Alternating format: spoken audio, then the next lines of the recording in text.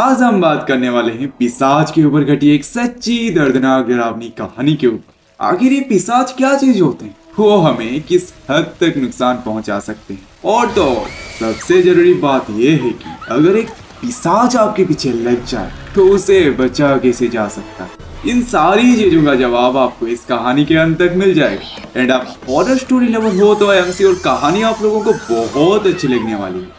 Hi hello नमस्कार, मैं हूं निशांत एंड स्वागत है आप सबका पॉडकास्ट निशांत के और एक रोंगटे खड़े कर देने वाले हॉरर कहानी पर। और कहानी बहुत ज्यादा डरावनी है, तो आगे खुद की जिम्मेदारी में कहानी देखिएगा, क्योंकि आज की रात अभी बाकी है मेरे दोस्त। एंड थैंक्स अ लॉट आप सबका इतना सारा प्यार देने के लिए। Let's start. आपने भूत प्रेत और पिशाच की कई कहानियां सुने होंगे, और उन कहानियों से आपको इतना तो पता चल गया होगा कि भूत और प्रेत से ज्यादा शक्तिशाली होते हैं पिशाच। और पिशाचों की कहानियां बहुत भयानक होती है, जिन्हें सुनने में भी बहुत ज्यादा डर लगता है। और इसलिए मैं आप लोगों के लिए एक ऐसी सच्ची पिशाच की कहानी लेकर आया जो आप लोगों को अंदर तक डरा देगी। इस कहानी को सुनने के बाद मुझे भी काफी अजीब सा लगा था, और इस कहानी को हमारे साथ शेयर किया है प्रसाद भाई ने, जो कि उड़ीसा के रहने वाले।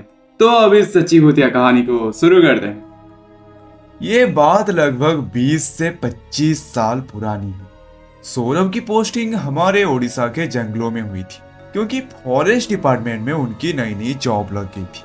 लेकिन उन्हें जो इलाका मिला था वो शहरों के पास नहीं था, लगभग गांव ही गांव वहां पर बने हुए थे, और वहां पे उन जंगलों के बीच उनकी पोस्टिंग हुई थी। उनका काम उस इलाके में जाकर बार बार चेक करना होता था कि सब कुछ सही है या नहीं, और गांव में किसी तरह का इलीगल काम तो नहीं हो रहा। और अब जब उनकी पोस्टिंग उस जंगल के बीच वाले गांव में हुई थी, तो अब उन्हें वहीं पर ही रहना था। सौरभ जी को पहले डर था कि जिस गांव में वो जा रहे हैं, अगर लोग अच्छे ना हुए तो उन्हें खुद खाना बनाना पड़ेगा। शहर भी वहां से बहुत दूर है, दूर से जाकर खाना लाना पड़ेगा। और उन्होंने तय भी कर लिया था कि अगर ऐसा होता है तो वो पहले ही अपना सामान भर लिया करेंगे। हफ्ते में 2 बार जाएंगे शहर, और वहां से जो भी सामान उन्हें चाहिए वो सब लेके आ जाएंगे। और यहाँ और भी ज्यादा मुश्किल हो सकती है अगर गांव वालों ने उनका साथ ना दिया तो। उनके साथ मिलके काम करना सही ना समझा, और अगर गांव वालों से किसी तरह की दुश्मनी हो गई तो वैसे भी वहां रहना मुश्किल होने वाला था सौरभ के लिए। तो सबसे पहले वो सबसे अच्छी तरीके से बात करने लगा। अब गांव का मुखिया वो भी बहुत अच्छा था। उन लोगों को जब पता चला कि सौरभ की पोस्टिंग वन विभाग की इस एरिया में हुई है, तो सौरभ से सब प्यार से बात करने लगे। और जो पुलिस चौकी थी लगभग इस गांव से 20 से 25 किलोमीटर दूर था। अब मुखिया से बात करते करते सौरभ को एक बात का पता चला कि यहाँ लोग काफी अच्छे। उन्होंने सौरभ को एक घर भी दे दिया जहाँ पर वो आराम से रह सके। अब जो सौरभ की क्वार्टर थी वो उस गांव से बहुत दूर थी और शहर की तरफ थी, तो सौरभ ज्यादातर इसी गांव में इस घर में रहने वाला था। अब घर भी अच्छा मिल गया था, लोग भी बहुत अच्छे थे। यहाँ खेती होती थी तो खाने पीने की कोई कमी ही नहीं थी। लोग बोरियों में सामान जैसे आटा गेहूं भर भर के लाके सौरभ को दे देते कि साहब यहाँ पर रहने वाले हैं, हमारी कुछ परेशानियां सुनेंगे, उन्हें सुलझाने की कोशिश करेंगे। अब सौरभ को ये पता चला कि यहाँ क्राइम बहुत कम होता है, लेकिन कुछ ऐसे घटनाएं हैं जो गांव के लोग उसे बताना नहीं चाहते। इसके बाद अब गांव में 2-3 दिन उसका तो बहुत अच्छे से गुजर गया। वो वहीं पे से रिपोर्टिंग करता रहा, गांव वालों से घुल मिल के बात करता रहा। लेकिन तीसरे दिन उसको एक बात का पता चला कि इस जंगल में कई जानवर मरे हुए पाए जाते हैं, उन्हें कोई मार देता है। अब ये कोई छोटी बात नहीं थी, क्योंकि जो फॉरेस्ट वाले होते हैं उन्हें ये सारी बातों का ध्यान रखना पड़ता है कि कोई जैसे पेड़ ना काटे, जंगल में शिकार ना करे, और जानवरों को कोई भी किसी तरह का नुकसान ना पहुंचाए। ये सब देखना अब सौरभ की जिम्मेदारी थी, और जो भी ऐसा कर रहा हो उस पे कड़ी से कड़ी कार्रवाई करना, उसे जेल भेजना, ये सब सौरभ का ही काम था। अब जब सारे गांव वाले सौरभ से एक ही बात का जिक्र करने लगे कि कोई जानवरों को मार रहा है, उन्हें मार के उनका खून चूस रहा है। अब इस बात को सुन के सौरभ पहले तो बहुत ज्यादा टेंशन में आ जाता है, और फिर वो गांव वालों से बोलता है कि आप में से कोई मेरे साथ चलेगा? अगर उस जंगल में कई जानवर मारे जा रहे हैं, आपने कोई तस्वीर तो खींची होगी ना, या कोई निशान देखा होगा कि कहाँ पर ज्यादा जानवर मारे जा रहे हैं। अब सबसे बात करके उसे ये पता चलता है कि गांव के पश्चिमी दिशा पर जो जंगल था वहां पर ज्यादातर जानवर मारे हुए पाए जाते हैं। अब सौरभ कुछ गांव के लोगों को साथ लेकर उस जंगल के इलाके में जाता है। वहां उन्हें कई मरे हुए जानवर दिखे और सौरभ खुद उन जानवरों को देखकर बहुत ज्यादा हैरान। वहां कुछ छोटे जानवर तो कुछ बड़े जानवर, जितने भी जानवर मरे हुए मिल रहे थे हर किसी का खून चूसा हुआ था। जैसे उन्हें किसी इंसान ने ना मारा, किसी और जानवर ने मारा, और ना तो उनके शरीर को खाया गया था, ना ही शरीर पर ज्यादा कोई चोट के निशान थे, और ज्यादातर बस बड़े बड़े नाखून से खरोच के निशान थे, जो इसलिए थे कि वो जो जानवर मरे हुए थे वो किसी से बचने की कोशिश कर रहे थे, और जैसे किसी जानवर ने उन्हें पकड़कर बहुत हैवानियत से उन्हें मारा, और जैसे उनकी खून चूसने के बाद उन्हें फेंक दिया। वहां उन्हें कई लाशें मिली थी और हर एक लाश में एक ही खासियत थी, उन्हें खाया नहीं गया था। मारा तो गया था लेकिन खाया नहीं गया था, बस खून चूसा गया था। ये सब देखने के बाद सौरभ काफी ज्यादा डर सा गया था, और उस जगह को देखते देखते कहीं से शाम होने लगी, पता ही नहीं चला। और गांव के जो 3-4 लोग गए थे सौरभ के साथ, वो अब कहने लगे कि अंधेरा होने वाला है, हमें यहाँ से जल्दी निकलना होगा। लेकिन अब सौरभ ज्यादा छानबीन करना चाहता था इन हरकतों पर, कुछ निशानियां लगाना चाहता था ताकि इस जगह की पहचान की जा सके। लेकिन अब गांव वाले उस पर जोर देके कहने लगे, अंधेरा अंधेरा होने से पहले यहाँ से निकलना होगा। अगर आप रुकना चाहते हैं तो आप रुकिए, हम यहाँ नहीं रुकने वाले। अब सौरभ भी अकेला यहाँ पर रहना नहीं चाहता था, तो वो भी गाँव वालों के साथ गाँव पे लौट गया। लेकिन गाँव में पहुंचकर उसे एक बात का एहसास हुआ कि गांव वाले बहुत ज्यादा ही डरपोक हैं। अंधेरा होने वाला था और वो जो भी जानवर है उससे ये लोग बहुत ज्यादा डरते हैं, इसलिए भाग कर वापस आ गए। और जो सौरभ था उसको एक लाइसेंस हथियार मिलने वाला था, लेकिन अभी के लिए उसके पास कोई गन नहीं था, तो उसे भी उन गांव वालों के साथ लौटना पड़ा। लेकिन उसके पास अभी फिलहाल कोई गन नहीं था, क्योंकि जंगल में जो काम करना होता है उसके लिए लाइसेंस राइफल की जरूरत बहुत थी, वो भी अपने पास रखना पड़ता है। कई बार आप जंगल के बीच जाते हैं और कई बार वहाँ जानवर भी आ सकते हैं, तो अपने बचाव के लिए उसने लाइसेंस लिया होता है कि सड़गन वगैरह कुछ ऐसे गन का। अभी उसके पास वो सड़गन नहीं आई थी, तो वो डरकर वापस आ गया। अब जब अगले दिन वो मुखिया से बात करने लगा, वो पूछने लगा,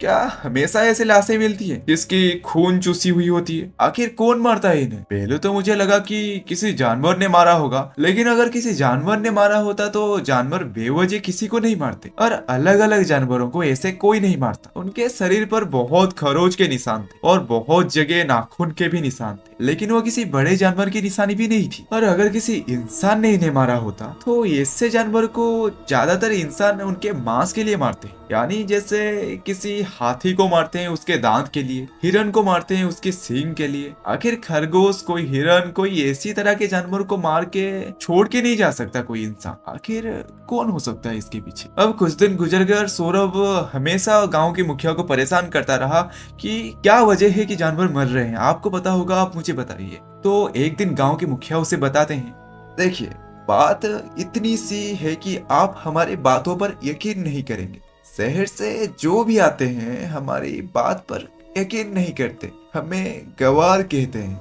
मैं आपको जो बताऊंगा क्या आप उस पर यकीन करेंगे? अब सौरभ जब इतनी सारी चीजें देख चुका था तो उसे लगा शायद कोई डरावनी बात होगी, या फिर शायद कोई ऐसी बात होगी जो मुझे ना पता हो। तो उसने चुपचाप शांत स्वभाव से मुखिया की बात सुनना शुरू कर दी। मुखिया ने जब महसूस किया कि इस पे भरोसा किया जा सकता है, इसे बताया जा सकता है, तो मुखिया ने भी बताना शुरू कर दिया। आपको हम शुरू से ही कह रहे हैं, रात को बाहर नहीं निकलना, बहुत ज्यादा खतरा है। सौरभ ने कहा, हाँ जंगल है पास में, रात को जानवर नुकसान पहुंचा सकते हैं। अब मुखिया ने कहा, बात जानवर की नहीं है, यहाँ अगर बाघ भेड़िया भी आ जाए ना अंदर, गांव वाले डरते नहीं है उनसे, हम लोग एक हो जाते हैं। यहाँ कई लोग हैं जो इनका मुकाबला करते हैं, इन सब से गांव वाले बिल्कुल नहीं डरते। लेकिन ये जो है ये एक पिशाच है। क्या भूत प्रेत पर आप यकीन करते हैं? सौरभ ने कहा, नहीं, मैं भूतों पर यकीन नहीं करता और इन सारी बातों पर तो मैं बिल्कुल भी यकीन नहीं करता। लेकिन आप पिशाच की बात बता रहे थे, बताइए। अब मुखिया बात बताने से मना करने लगा, तो इसके बाद उसे लगा कि मैं भूतों पर यकीन नहीं करता और शायद इसीलिए इसने बात बताने से मना कर दी। अब सौरभ ने सोचा, चलो सुनता हूँ ये कहना क्या चाहते हैं। तो उसके 2-4 दिन मुखिया को मनाने में ही चला गया। और जब मुखिया को लगा कि ये साहब शायद हमारे गांव वालों की बातों पर यकीन करेंगे और हमारे बात का मजाक नहीं उड़ाएंगे, तो उसने पूरी बात बताई। एक पिशाच जो इन जंगलों में रहता है, सुना है कि वही शिकार करता है और जो भी अंधेरे में उससे मिलता है वो उसका खून चूस लेता है और उसे मार कर फेंक जाता है। आपको जंगलों में कई लाशें मिलेंगे जिनका खून चूसा हुआ होगा और उनके आंखें हमेशा खुली मिलेगी, यानी कि वो बेहोशी में नहीं मारे गए, जहर देकर नहीं मारे गए, उन्हें काटा नहीं गया, उन्हें जैसे जिंदा तड़पा कर उनके खून चूस कर मरने पर मजबूर किया गया। आपको अभी जंगल में कई लाशें मिले, लेकिन पहले कई लोगों की लाशें भी मिलती थी जो जंगल में तस्करी करने के लिए आते थे, जो शिकार करने के लिए आते थे। और ऐसे लोगों का सामना जब उस पिशाच से होता था तो वो किसी को जिंदा नहीं छोड़ता। तब से गांव वाले रात को उस तरफ कभी नहीं जाते और कोई भी कितनी भी बड़ी मजबूरी हो हम उस तरफ जाना पसंद नहीं करते। तब से कोई भी बड़ी दुर्घटना यहाँ पर नहीं हुई। अब इस बात का पता सौरभ को चल तो गया था, लेकिन सौरभ को इस बात पर यकीन नहीं हो रहा था। सौरभ को लग रहा था कि सच में यार ये गांव के लोग गवार हैं, ऐसी बातों पर कौन यकीन करता है। इसके बाद अब सौरभ मुखिया से पूछने लगा कि रात को शिकार करता है तो ये कोई इंसान भी तो हो सकता है, कोई जानवर भी तो हो सकता है, और ऐसे जानवर को मारने के लिए हमें रात को ही निकलना। अब वो अकेला दिन में बाहर जा सकता था। वो कई दिनों तक वहाँ पर काम करता रहा, जंगलों में जाकर वहाँ पर निशानियां लगाता रहा और रात यानी अंधेरे होने से पहले वापस आ जाता। और अब जब उसे वो लाइसेंस शटगन मिल गई थी, उसके बाद उसे लगा कि अब इसका इस्तेमाल किया जा सकता है, अब मैं रात को निकल सकता हूँ, डरने की अब कोई बात नहीं है शायद। इसके बाद उसने गाँव वालों से बात की कि मेरे साथ कौन कौन चलेगा, मैं उस जानवर का शिकार करना चाहता हूँ। आपको भ्रम हुआ है शायद कि पिशाच नहीं होते, ऐसी शक्तियां नहीं होती, या ये कोई जानवर है जो खून चूसता होगा। आप जाओ, हम में से कोई भी आपके साथ नहीं आने वाला। कोई गांव वाला मानने को तैयार नहीं था, कोई गांव वाला उस अंधेरे रात में जंगल में जाने को तैयार नहीं था। तो इसके बाद अब सौरभ को लगा कि मैं अकेला जाऊंगा, और ये उसकी जिंदगी की सबसे बड़ी गलती थी। रात के वक्त जंगल में कई तरह के जानवर होते हैं और कई जानवर पीछे से वार भी करते हैं, लेकिन सौरभ ने एक तरकीब लगाई हुई थी कि वो अंधेरे में जाएगा, किसी पेड़ पर चढ़ जाएगा और वहां पर कोई मांस वगैरह रख देगा नीचे, और वो जो खून चूसने वाला जानवर है वो शायद सौरभ की इस चाल में फंस जाए। इस तरह उसने 2 से 3 किलो मांस लिया। वो किसी जानवर और मुर्गे का था शायद। उन सबको एक थैली में डालकर वो पश्चिमी जंगल की तरफ चला गया। गांव वालों ने उसे बहुत बार रोकने की कोशिश की थी, लेकिन सौरभ था कि मानने को तैयार ही नहीं था। वो गांव से ज्यादा दूर भी नहीं गया था, लेकिन अब वो उस पश्चिमी जंगल के अंदर था। वहां उसने ऐसी जगह पर मांस को रख दिया जहां कोई जानवर आसानी से उस मांस को खा ना सके। उसने मांस को एक जगह पर लटका दिया, उसके ऊपर खून के कुछ छींटे डाल दिए, उसके चारों तरफ खून डाल दिए। अब वो अपनी सड़गन लेके पेड़ पर चढ़ गया। अब उसने तय किया था कि जब भी वो जानवर आएगा मैं उस पर अपनी सड़गन से वार करूंगा और उसे वहीं पर ही ढेर कर दूं। इसके बाद वहां पर छोटे मोटे जानवर आते रहे, कुछ सियार आए, हिरन आए, ऐसे जीव आते गए, और वो वैसे ही ऊपर से पत्थर मारकर उन्हें भगा देता, क्योंकि जिसका शिकार वो करने के लिए आया था वो ये जानवर नहीं थे, तो वो वैसे छोटे मोटे जानवरों को भगाता जा रहा था। इसके बाद कई और जानवर भी आए जो बड़े थे, जो इंसानों पर हमला भी कर सकते थे, लेकिन सौरभ पेड़ के ऊपर बैठा हुआ था और उसके हाथ में अपनी सड़गन भी थी। इसके वजह से उसे डर तो बिल्कुल भी नहीं लग रहा था, इंतजार उसे किसी और का था। तभी उसे नजर आया एक भेड़िया जैसा बड़ा सा जानवर, और वो पूरी तरह से 4 पैरों पर चल भी नहीं रहा था, लेकिन उसके शरीर को देखकर ऐसा लग रहा था जैसे कोई इंसान अपनी टांगे टेढ़ी कर कर जमीन के ऊपर चल रहा। अब जंगल में अंधेरा थोड़ी ज्यादा थी, तो ये जानवर पूरी तरह से सौरभ को दिखाई भी नहीं दे रहा था, लेकिन इतना तो पता चल गया था कि वो पूरी तरह से 4 पैरों पर चलने वाला कोई जानवर नहीं था। वो बस अपने टांगे टेढ़ी कर कर चले आ रहा था। उसका मुंह बहुत बड़ा सा दिख रहा था, लेकिन साफ दिख नहीं रहा था, काफी अजीब सा था वो। अब सौरभ उसका इंतजार करने लगा कि कब वो जानवर आके उस मांस को खाएगा। जब वो करीब आएगा मैं उस पर अपनी सड़गन से वार कर दूंगा, लेकिन पहले समझ तो लूं कि ये वही जानवर है जो खून चूसता है या फिर कोई मामूली सी जानवर है। ऐसा ना हो कोई भेड़िया यहाँ पर खाना खाने आया हो और मैं गलती से उस पर वार कर दूं। अब वो इंतजार करने लगा असलियत का, क्या ये वही है। इसके बाद वो जो जानवर था ना, वो धीरे धीरे सूंघता सूंघता जो खून के छींटे डाले गए थे उसके तरफ आ रहा था। अब जब वो उस खून के पास पहुंच गया, नीचे जो मांस का हिस्सा रखा हुआ था वो उसे सूंघने लगा। इसके बाद उसने मांस के हिस्सों को थोड़ा हिलाया।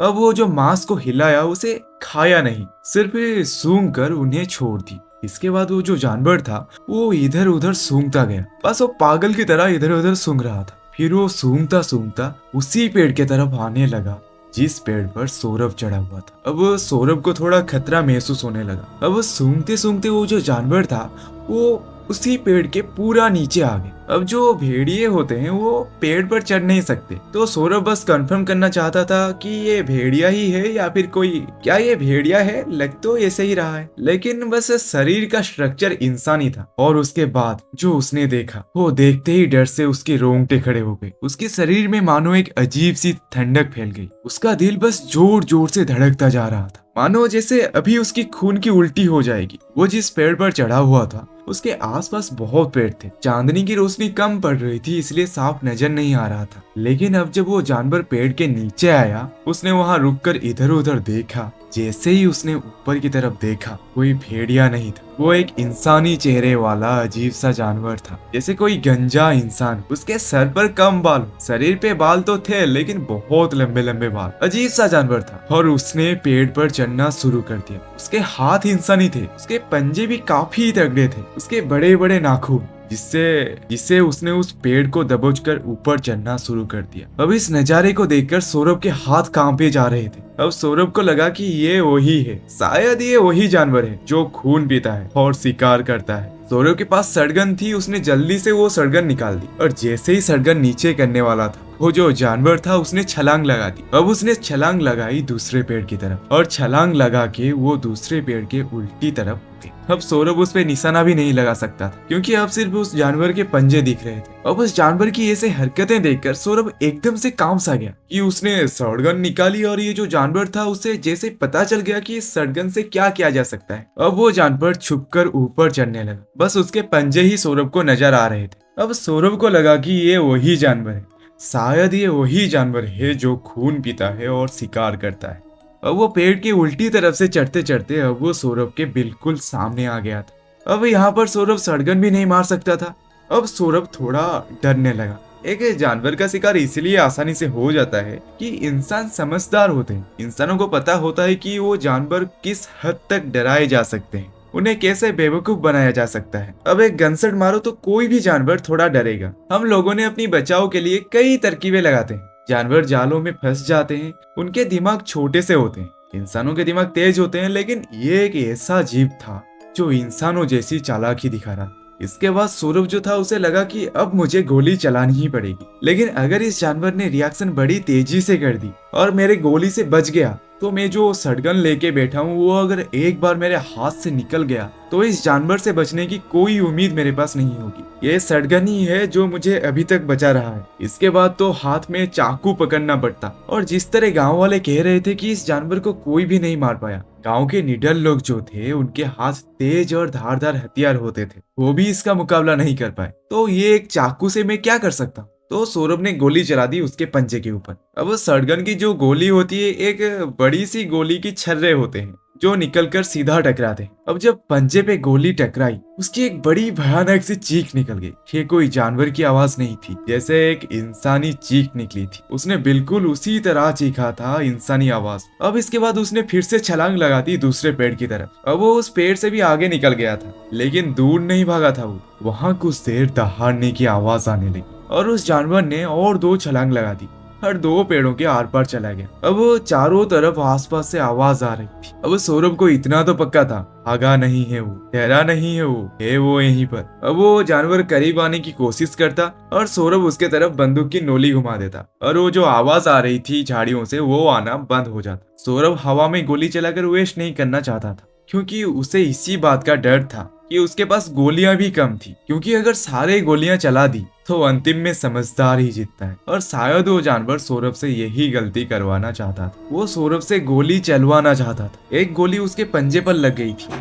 हो सकता है उसने जानबूझकर वो गोली चलवाई हो, वो नाटक कर रहा हो। अब सौरभ ने कोई गोली नहीं चलाई, वो धीरे से पेड़ के पीछे हो गया। अब उसने जो पेड़ पर रस्सी बांध रखी थी जिससे पेड़ पर चढ़ा जाता है, गांव वालों ने ये तरकीब सिखाई थी सौरभ को। इससे वो पेड़ के दूसरे साइड हो गया। वही दिमाग अब सौरभ लगा रहा था जो वो जानवर लगा चुका था। वो भी पेड़ के पीछे था और सौरभ भी पेड़ के पीछे। अब सौरभ पेड़ से धीरे धीरे खिसक के नीचे आ गया। अब उसके पास सड़गन था और वो जो भी जानवर था जिसे वो पिशाच नहीं मान रहा था, जिसे गांव वाले पिशाच कह रहे थे, वो सौरभ का पीछा करने लगा। अब जैसे ही सौरभ को डर लगता, जिस तरह से आवाज आ रही थी उस तरफ वो अपनी बंदूक की नली घुमाता और आवाज आना बिल्कुल बंद। यानी कि वो जीप भी थोड़ा डर रहा था उस बंदूक से। इसके बाद बड़ी मुश्किल से सौरभ गांव तक पहुंच गया। अब गांव तक पहुंचने के बाद उसके जान में जान आई। वो अपने घर के अंदर चला गया और अंदर से दरवाजा लगा दिया। तब जाके उसे लगा मैं बस तो गया आज, लेकिन कुछ तो गड़बड़ है। ये कोई साधारण जानवर नहीं है,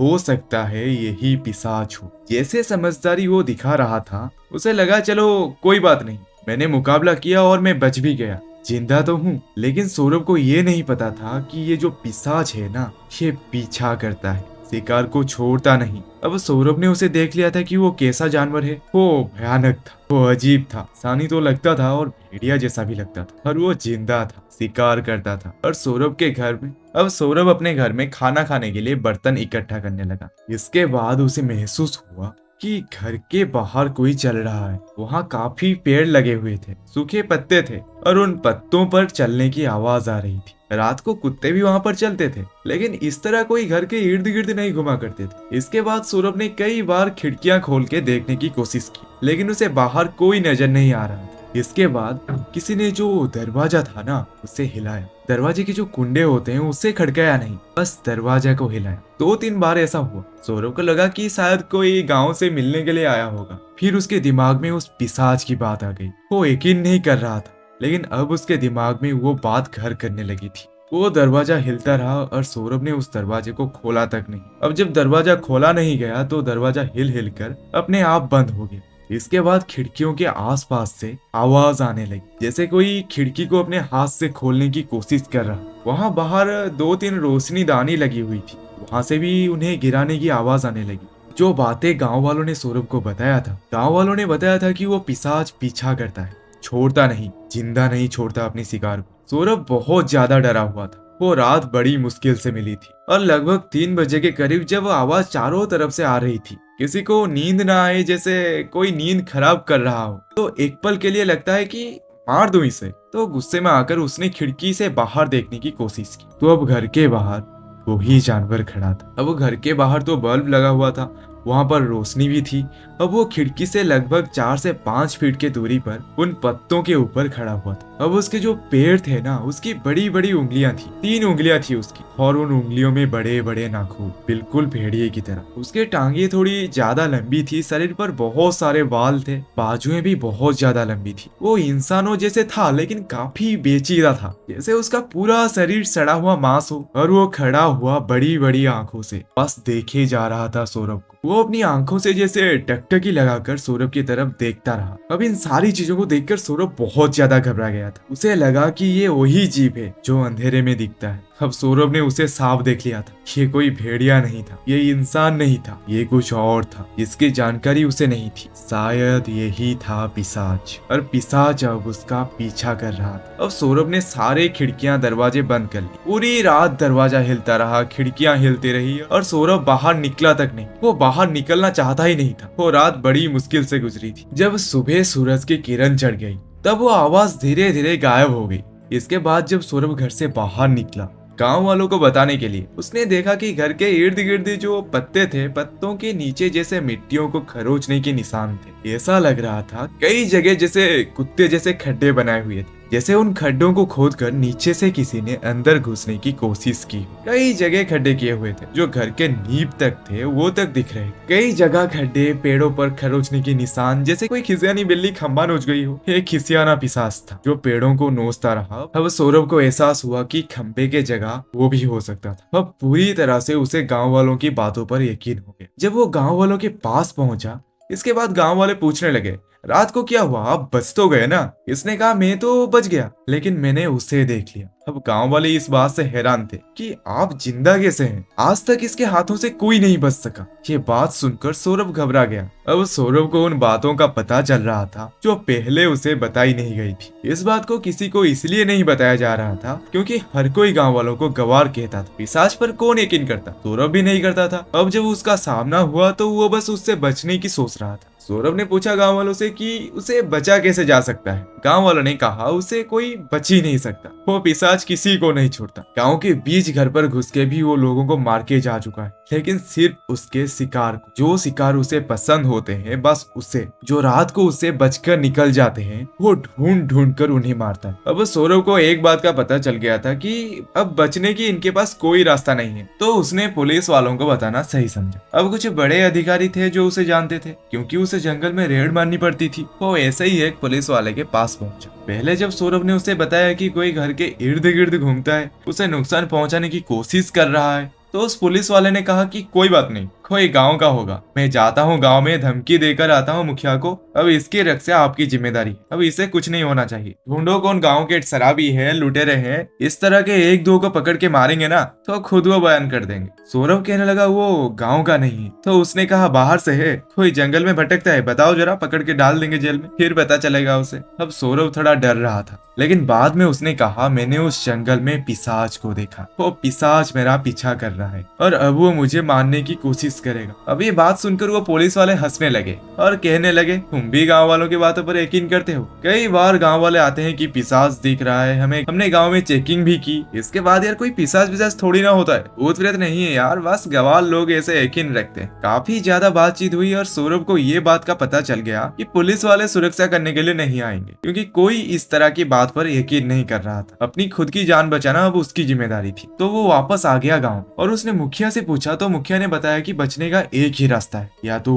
पिशाच आपको मार दे या फिर आप उस पिशाच को मार दो। अब सौरभ को लग रहा था कि रात को वो दोबारा आएगा और उसने मुखिया से बात की। उसके बाद गांव वालों ने हथियार औजार सब इकट्ठा किया। जिस घर में सौरभ था उस घर में लोगों को बुलाया गया। आसपास के घरों में हथियार लेकर लोग छिपकर बैठे रहे। दोपहर को ही सारे लोग छुपकर बैठ गए थे। सौरभ के घर के अंदर जितने भी लोग थे वो सब अंदर ही खाना खाने लगे ताकि किसी को शक ना हो। आवाज नहीं की, चुपकर वहीं पर बैठ गए। और कुछ लोगों के पास बंदूकें भी थी, वो बंदूकें कहीं से पकड़ कर लेकर आए थे या फिर कैसे भी उन्होंने बंदूकें इकट्ठा की उस पिशाच से बचने के लिए। अब सौरभ रात को खिड़की के पास बैठ गया और इंतजार करने लगा कि कब वो पिशाच आएगा। वो खिड़की से थोड़ा पीछे था। उसे इस बात का डर भी था कि कहीं खिड़की से हाथ डालकर वो सौरभ को मार ना दे। इसके बाद अब रात के 12 बजे तक कोई आवाज नहीं आ रही थी।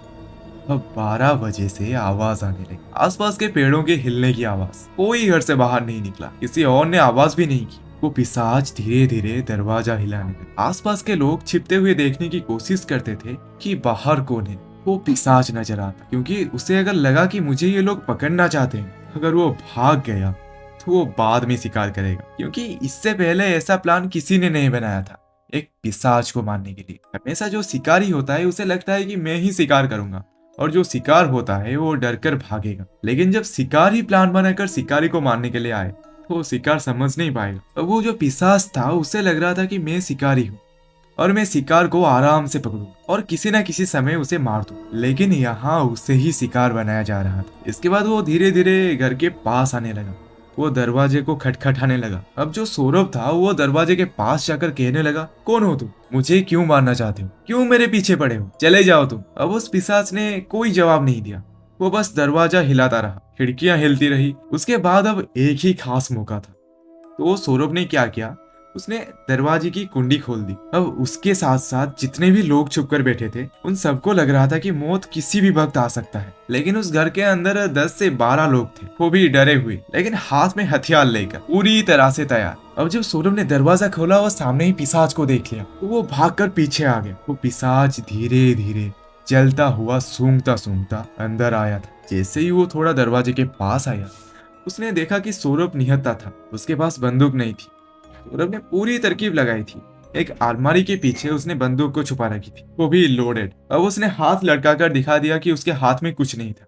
उसके बाद डरकर थोड़ा पीछे होने लगा। अब जैसे ही उस पिशाच ने सौरभ को निहत्था देखा और उस पर हमला करने की कोशिश की, वहां जो 10-12 लोग थे वो सब एक साथ टूट पड़े।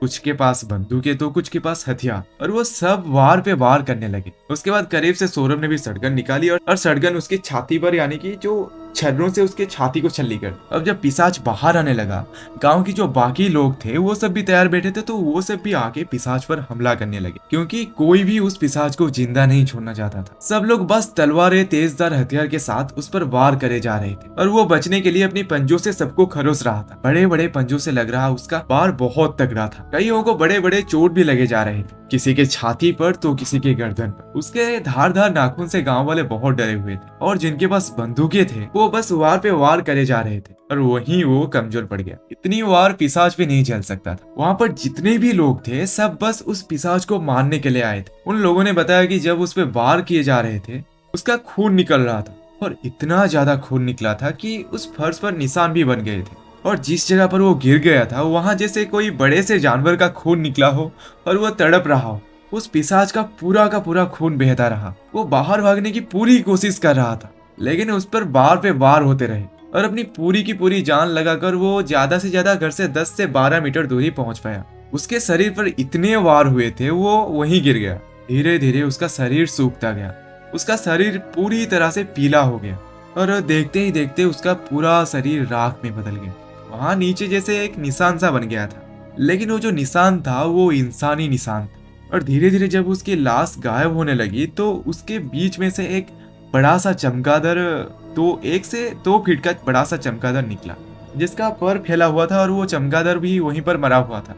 अब उस लाश को देखकर कोई नहीं कह सकता था कि ये कोई पिशाच की लाश है। बस ऐसा लग रहा था जैसे कोई जानवर या इंसान की शरीर हो जिसे जलाया गया हो। यहाँ पर वहां उसकी लाश ऐसे पड़ी हुई थी जैसे एक बड़े से सड़े हुए मुर्दे के ऊपर किसी ने एक मरा हुआ बड़ा सा चमगादड़ रख दिया। अब जब पुलिस वालों को ये बात गांव वालों से पता चली तो वो भी वहां पर देखने के लिए आ गए, लेकिन वहां पर कोई केस वगैरह नहीं हुआ, क्योंकि ये एक जानवर की सड़ा हुआ लाश जैसा था।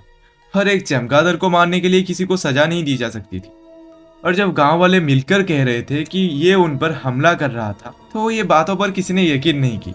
यह सिर्फ सौरभ और गांव वालों को पता था कैसे उन्होंने पिशाच को मारा था। पिशाच की लाश तक नहीं देखी जा सकती थी। तो दोस्तों, कहानी कैसी लगी कमेंट में जरूर बताना। कहानी अच्छी लगी हो तो वीडियो को लाइक करना, और अच्छी नहीं लगी तो बेझिझक डिसलाइक भी कर सकते हो, लेकिन कमेंट में जरूर बताना कि कहानी अच्छी क्यों नहीं लगी। और इस कहानी को अपने ब्लडी दोस्तों के साथ शेयर जरूर करना, और ऐसी कहानियों को सुनने के लिए हमारे चैनल पॉडकास्ट विद निशान को सब्सक्राइब जरूर करना। तो मिलते हैं अगले हफ्ते और एक हॉरर कहानी के साथ। तब तक के लिए tata bye bye, take care and keep supporting. Thank you.